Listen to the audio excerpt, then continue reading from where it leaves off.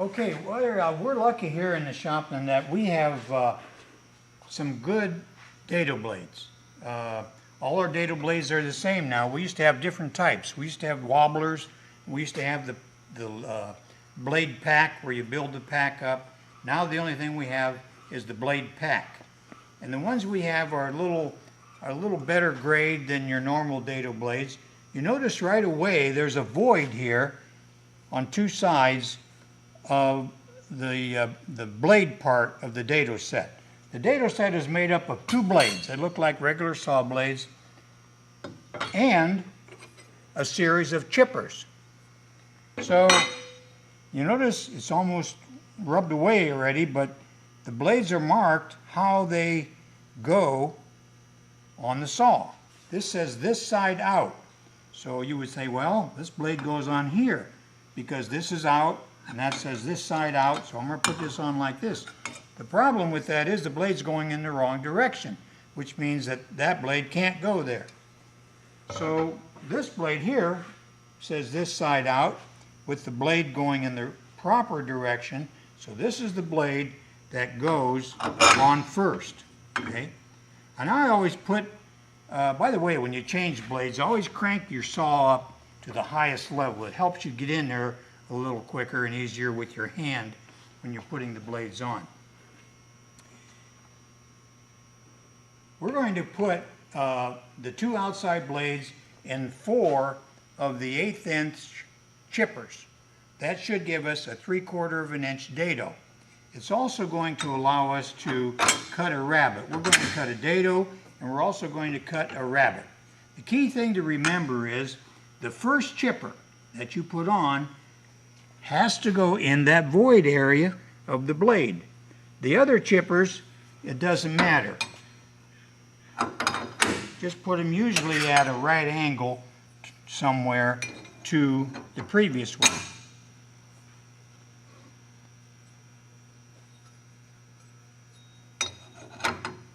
Now when you get to the last chipper, that last chipper has to go in the void of the outside blade, this side out. See that? Blade's going in the right direction. The blades always want to be put on the saw so that they're turning toward you. So that blade would go right there, something like that. Okay? Just so that they're not across from each other. We'll skew that a little bit. So this one's in the void, and this outside one is in the void. We're now ready to, we'll use one of these shims as a flat washer. We're ready to put the nut on. This is where it's good if you got skinny hands and skinny fingers. Now keep in mind that when you're putting dado blades on the saw, you're taking out a lot of wood. So you want to tighten up the dado set a little more than you would just a standard saw blade.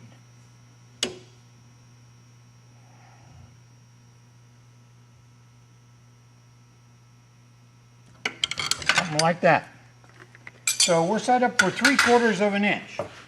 And that means that we want to pick out of this series of dado inserts the proper insert. Well, the 5/8 inch isn't going to do it because we're past 5/8. Naturally, the 3/8 isn't going to do it. Uh-oh, there's 13/16. That ought to work. So we'll use the 13/16 insert. Crank this down. Now remember, when you're cutting dados, cutting rabbets, when you have the dado pack on the saw, you have to have the splitter off, which means there's nothing to keep your wood from skewing into the blade. Especially since when you're cutting dados, you're usually not up very high with your blade, and it's real easy for your wood to skew and get caught across the blade, and the blade will take it and throw it across the room. So we're set up now. We have the splitter off. When you're cutting dados and when you're cutting rabbets, you always want to use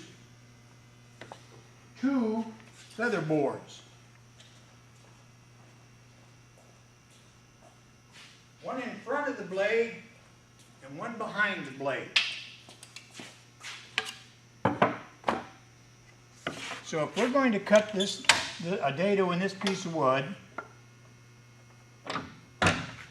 we're going to put one of the feather boards right here, like that. And we're going to put the other feather board in the back, right about there, to keep the wood straight all the way through the saw. Now you're set up properly for cutting dados and cutting rabbets. And that's exactly what is described on this storyboard. That's the setup that you want right there. When you're setting up, you always want to use a piece of scrap wood. Bring your blade up to where you think you want to be. Do a sample cut on your scrap wood if you're the right depth. Go ahead and start your cutting. Now here's the one time when you want to use the center locking attachment on the handle, because you don't want your dado blade vibrating to a different setting once you get the setup made. So that's the one time that you want to use that locking mechanism in the middle of the handle. Most of the time you just ignore it because you don't need it, but you need it for this. You're actually cutting blind here. You really don't know where. You can guess, but you don't know exactly where that dado blade is going to pop out here. Okay? You don't need a guard because the wood itself is guarding the top of the dado blade. So the dado blade is not exposed through your workpiece. So on something like this, what you need is a push tool that is not going to be deep enough to get caught on your dado blade, and at the same time can control the piece as you go through the saw. We're going to assume that we did all our setup on our piece of scrap wood. Now we're ready to cut. This is our good wood.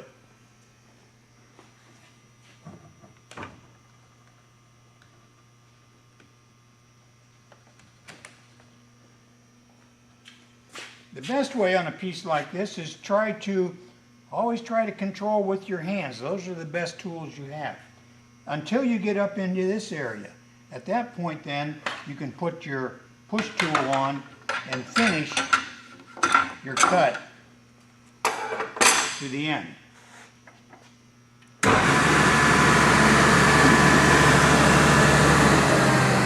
important thing when cutting dados and rabbets is you've got to keep your workpiece flat on the table, because if it comes up at any point through the cut, you're not going to have an even dado all the way through, and whatever you put in that dado is not going to set home into the dado, because it's going to be controlled by that high spot that you've allowed the wood to raise up.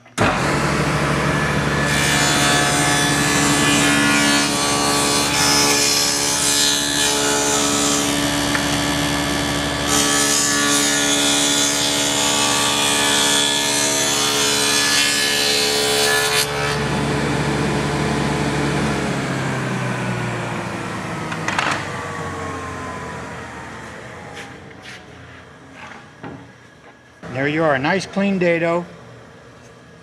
And there's many ways that you can cut dados. A lot of guys like to cut their dados with a router. But my thinking is it's a lot easier and cleaner to cut your dados. A little more setup because of the blade, but a lot cleaner to do it on the table saw. Not only once you're set up, you can send all your pieces of wood through, and your dado is always going to be in exactly the same spot. If you're doing that with a handheld router, okay, first thing you got to do is you got to put some kind of a straight edge so that your router can run along the straight edge. Otherwise, you have no control for the router to where the router is going to be. So my preference is to use the table saw. You also can use the dado blades to cut rabbets. Rabbets, you know, are popular when you're making picture frames or whatever. The rabbet is cut clear out to the edge of the wood. And the only way you can cut clear out to the edge easily is by using a sacrificial fence.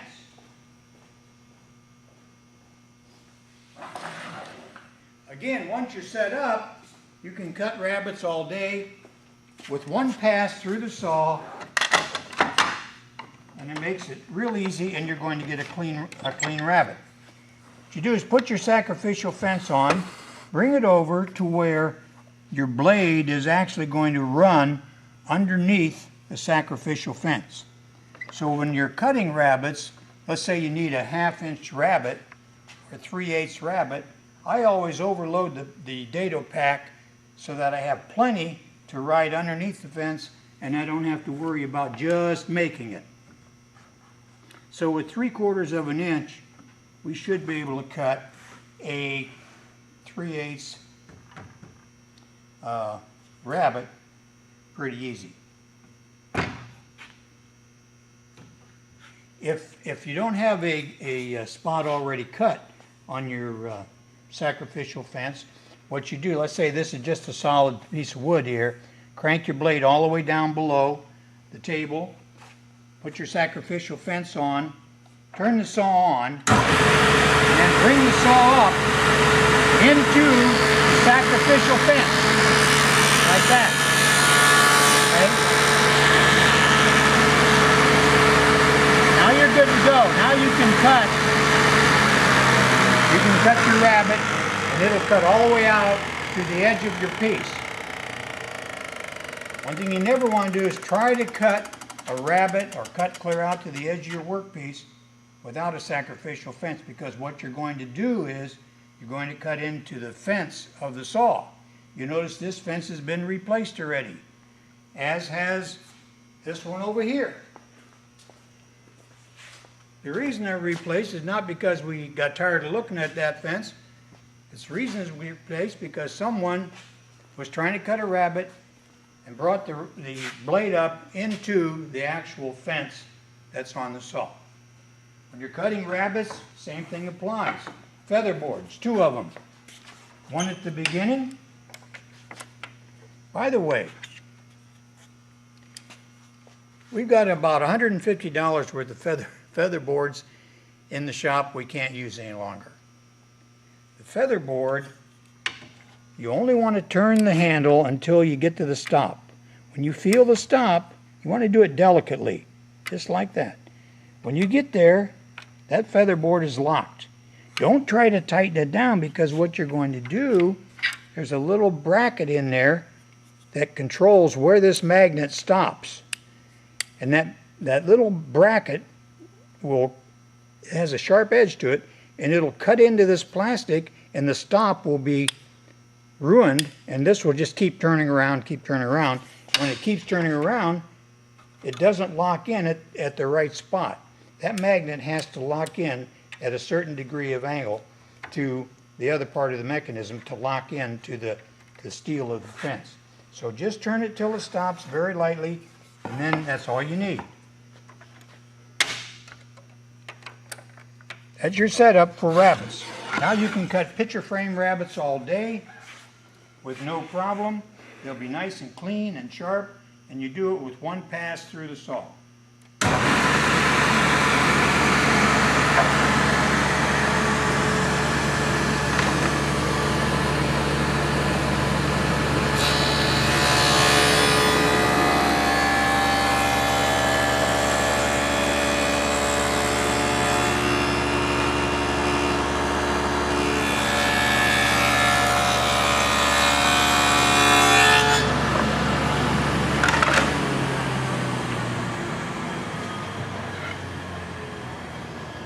Here's your rabbit. Now if you want a little wider rabbit, you adjust your fence.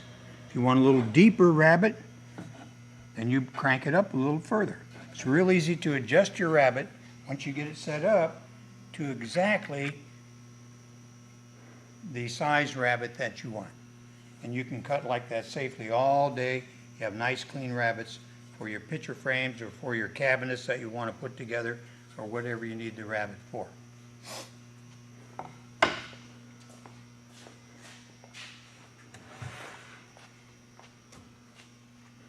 The only place that you can cut dados and rabbets in the shop are on these two table saws and the radial arm saw. Let's go over here to the radial arm saw. You cannot use dado blades on these two saws because of the riving knife situation.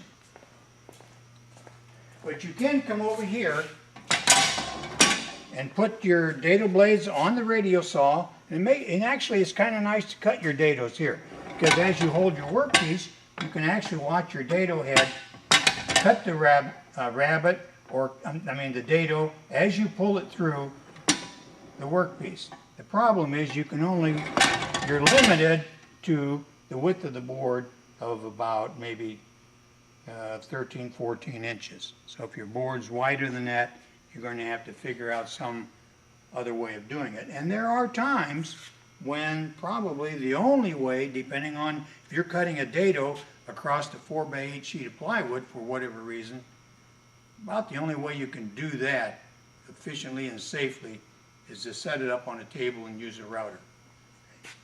But when you're setting it up on the radial saw, I'm up there. You pull the saw out, unplug it of course. You take the guard off. And to take the guard off, you just take this thumb bolt out, raise the saw up like it is here, maybe 2 or 3 inches off the table, and then you just lift the guard off like that. And you're just going to set it here for a second. You're going to take the blade off. We're not going to do it here, but you take the blade off. What you want to watch for on these 12-inch blades, there's an insert. These 12-inch blades have, I think it's a 3/4 inch arbor hole. And the arbor bolt is 5/8. So you have a bushing in there to go from 3/4 to 5/8. Make sure when you take this blade off, when you set it over here, put your dado blades on, you take that bushing off and keep it with the blade. Don't set it over here because it's real easy when you start cleaning up to catch it with the vacuum hose, and it'll end up back there and you won't have that bushing when you go to put your 12-inch blade back on. So watch for that bushing, keep it with the blade. Put your dado set on just like you did on the table saw, same way, with the voids and the first chipper in the void. Snug it up good and tight. You got to put the guard back on. Do not cut dados without the guard. The guard will fit right over top of the dado set, just like that. You put the thumb screw in.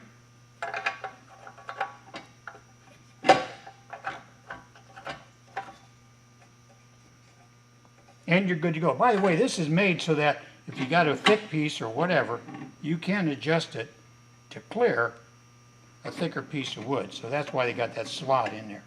But normally it's just kind of level to the eye. And there you are. That's how you would do it on the radial arm saw. Plug your saw back in and you're good to go.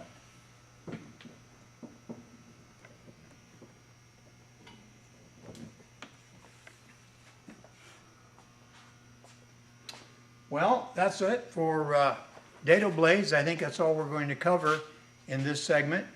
The dado blades and the featherboards. Don't forget the featherboards, please. Be careful with the featherboards. I just bought 2 new featherboards like we used over here, and they run $50 a piece. So the featherboards are so critical to the shop because that's our third hand. Remember, most of us only have 2 hands, so the featherboards are our third hand, and they are very, very helpful in keeping the wood going through the saw safely and straight. Thanks for coming, and that's all for today.